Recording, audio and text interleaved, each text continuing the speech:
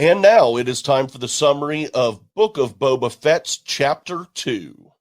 We start off with Finnick walking with her dog in tow, her space ninja, if you will, in tow, walking up the sand ramp to Boba's new palace. He's knelt before the great Boba Fett, and if it comes down to the Rancor pit or giving up whoever hired him, this fella chooses the Rancor pit. Not a very wise choice, and he does not stick with it, as he quickly gives up the goods that it was the mayor of Mos Espa who had hired him. So Boba heads to Mos Espa with Finnick, their space ninja, and the 2/3 global warming guards. Boba ain't messing around. He ain't into the bureaucratic crap. He barges on in there, and that mayor, oh yeah, he's looking at Boba. He's like, "It ain't me, babe, huh?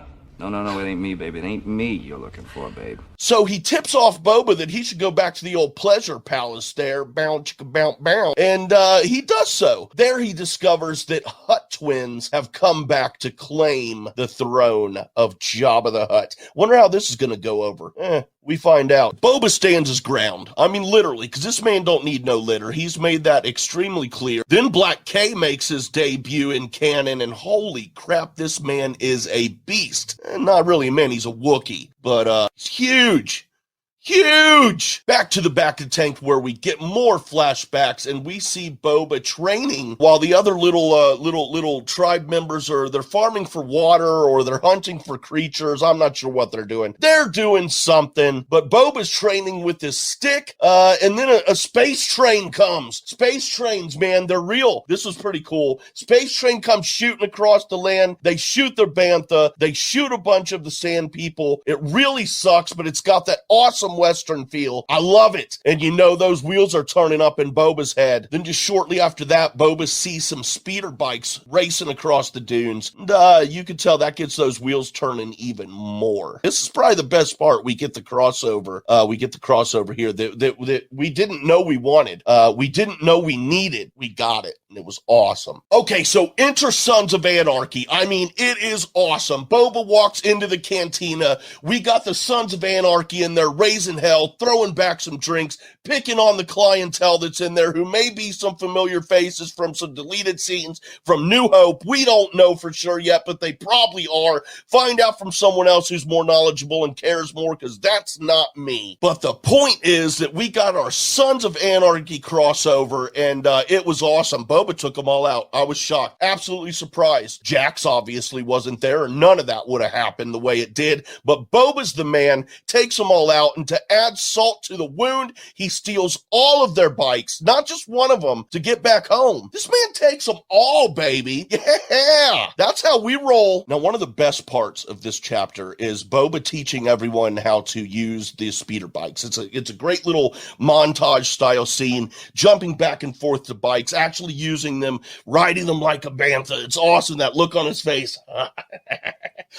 It's so fun, but it was not as exciting as the actual taking of Tatooine 1, 2, 3. So Boba leads the raid on the space train when it comes by. They're shooting back and forth. They're jumping on the train. They're getting thrown off the train, shot off the train. They're getting hit by the train as it runs over them. Everything's going down. It's absolute mayhem. And the biggest takeaway we get from this is that yes, I'm about to say it. Daenerys is back, y'all.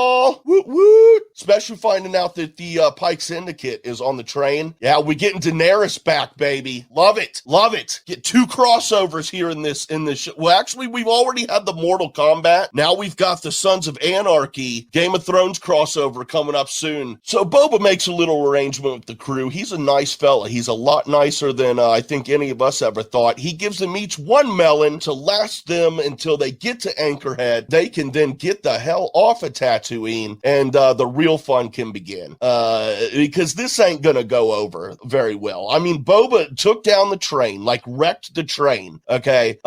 Gave them very little water, and they look like some sort of aqua type species here. But the thing that kills me is water is such a valuable commodity here on Tatooine, so hard to find that you have to farm for it. And they just open the cap and just letting this water just dump out all over the desert. And Boba never says a word about it. Dude, Dude, come on, man. What are you doing? Okay, guys, so follow this next bit closely. We're going to do a little rapid fire here. They go back to the home base. A lizard crawls up Boba's nose. We get a Dune crossover with the Spice Dream. He sees Jawa's Camino in the Sarlacc pit. Then he finds a tree in the desert. Somehow, you're farming for water, but you find a tree. So he takes a branch from it. No big deal. So then when he gets back from his little spice trip here, the lizard crawls out of his nose, jumps back into its little wicker container thing they got there. They take his branch. He makes a gaffy stick out of it. That's how he got his gaffy stick. He joined the sand people, danced around the fire with their sticks. This is about like how I did book reports in school. Actually, it's not at all. Those, I would just read the first 2 chapters, middle 2 chapters, last 2 chapters, read the summary. Boom, you got yourself a book report. Thank y'all so much for joining me for Boba's book report, Irreverent Reviews. I'm loving this. I love this show. Boba Fett has always been one of my favorite characters, and I love it. I love it. Thank y'all so much. We'll be back next week with Chapter 3 from Book of Boba Fett.